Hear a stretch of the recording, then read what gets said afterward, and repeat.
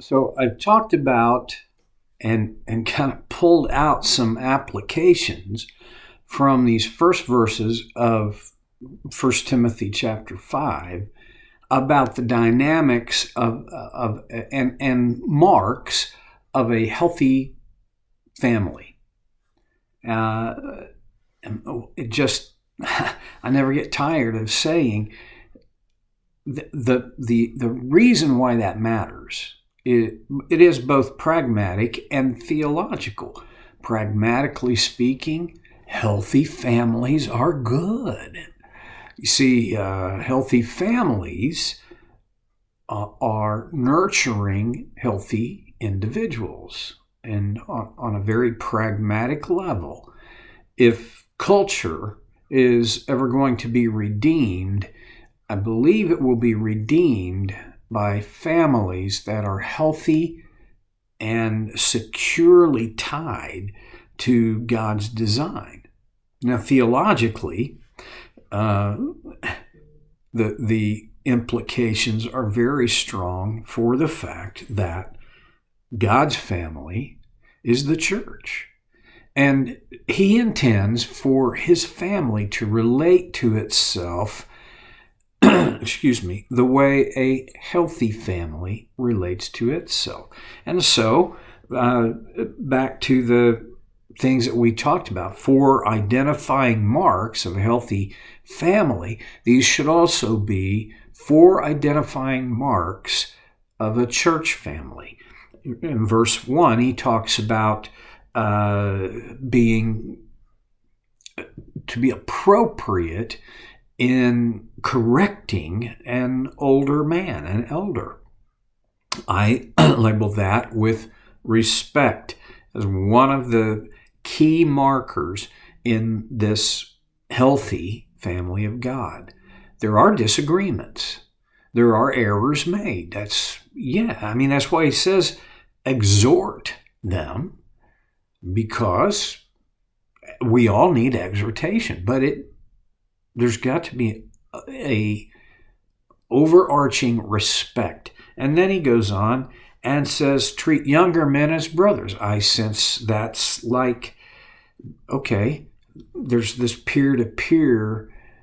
This is also, I think, partly respect, but communication to me is a real big key on brother to brother. In a healthy family, brothers connect, okay? And then he says, older women as mothers.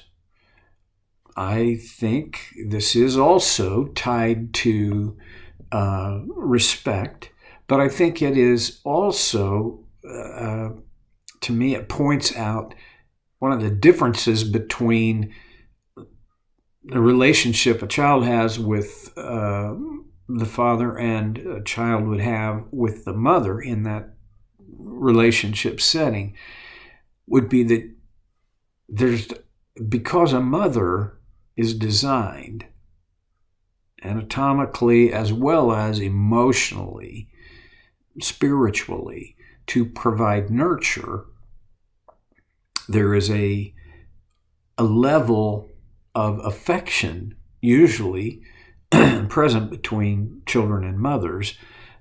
It's not like children don't have affection for their fathers. In a healthy family, of course they would. But it's undeniable to me that in a healthy family, there is this connection of affection with the mother. So I see that this picture of God's family is there's respect, there's communication, there's affection. And then he says, treat younger women as sisters with absolute purity. So the fourth piece is purity. This goes in so many directions for a congregation, for God's family. Purity. I'm going to just point out a few areas that I think are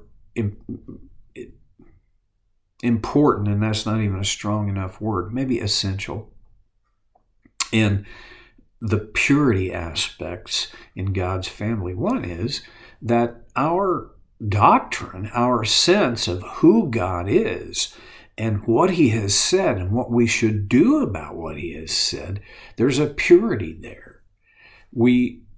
And again, an essential thing that keeps us in this path toward purity is we return to the source. Our attention is to the scriptures, and then our responses in life come out of that. Okay, so there's purity of doctrine would be probably the succinct way of saying it. I think, secondly, there is purity of motive. From leadership through membership.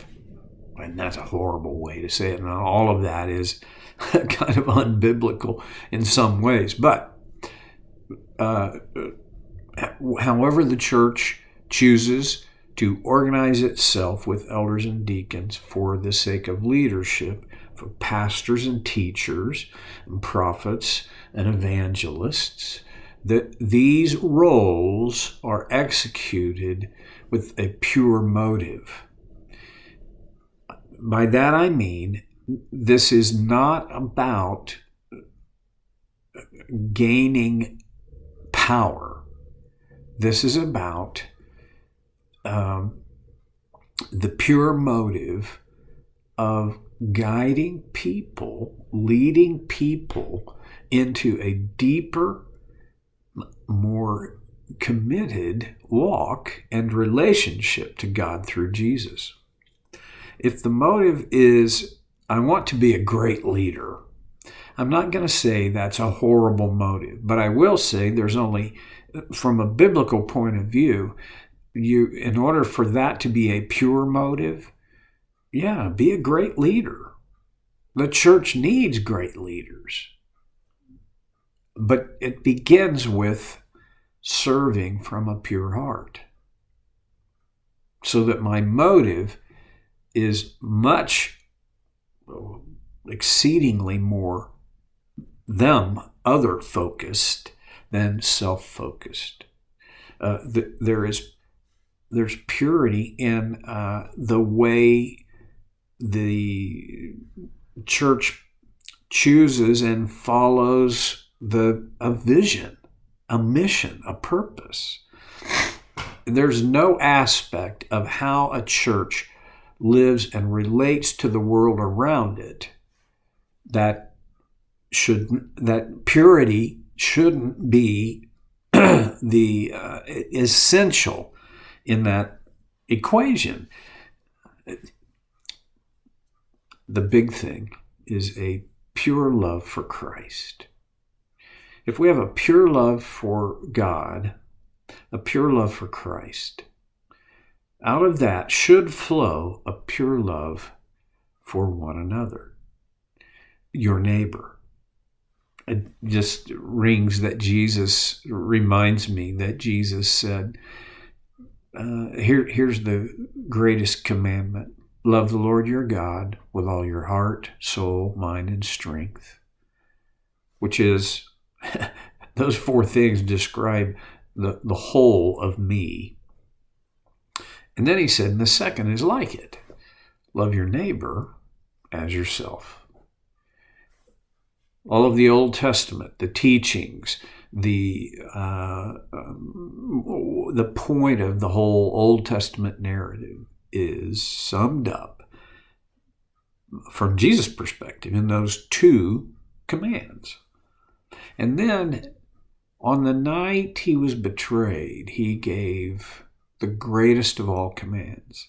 And he called it a new command. That you would love each other as I have loved you.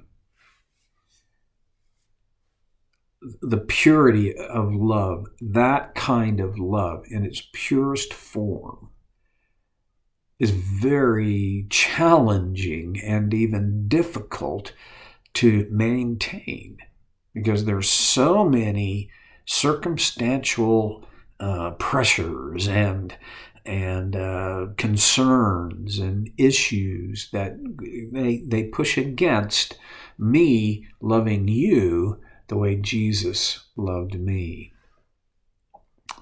And then there is this. One of the things that pushes against me loving you as Jesus loved me is I haven't paid enough attention to Jesus' life and what love looked like in his relationships to be able to say, well, this is how Jesus loved people. This is how Jesus loved me. And so that's how I'm going to love others. Well, I can bounce up and down on that for a long time, but that's enough. Then he goes on and he talks about, well, in one respect, he's talking about the extended family. Then he says in verse 3, give proper recognition to those widows who are really in need. You go back into the book of Acts, early in the book of Acts, after the church had been established, the apostles were essentially the elders of that church, the leaders of that church. And there arose a problem. The church had grown explosively in its first days, weeks, and months of existence. If you have a congregation of 3,000 on the first day, and these are not just attendees, we're not just taking an attendance count here. These were baptisms. These were what we can, as best we can on a human level, calculate. These were genuine conversions.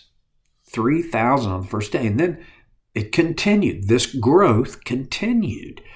And one of the problems that arose is that the the Grecian widows, were not being served as well as the Jewish widows.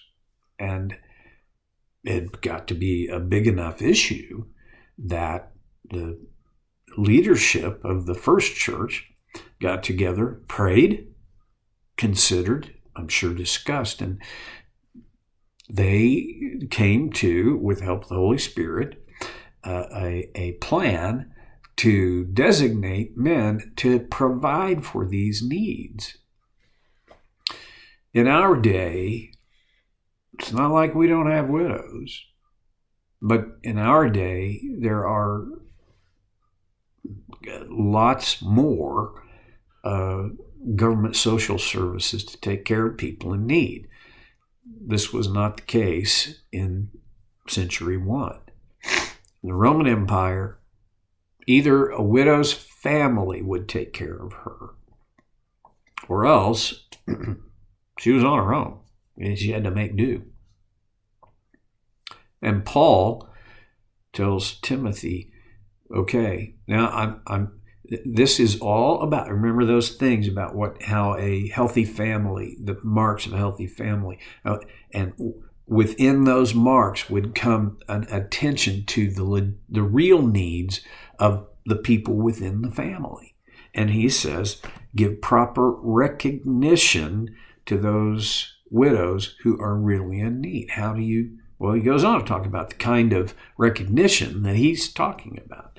Verse 4, if a widow has children or grandchildren, these should learn first of all to put their religion into practice by caring for their own family, and so repaying their parents and grandparents, for this is pleasing to God. Paul is just saying, okay, for practical and theological, spiritual reasons, take care of the needs of widows. We're going to come back to at least some application of that in our world, in our culture, in our time. next time when we get together for So Care with Stevie Boy.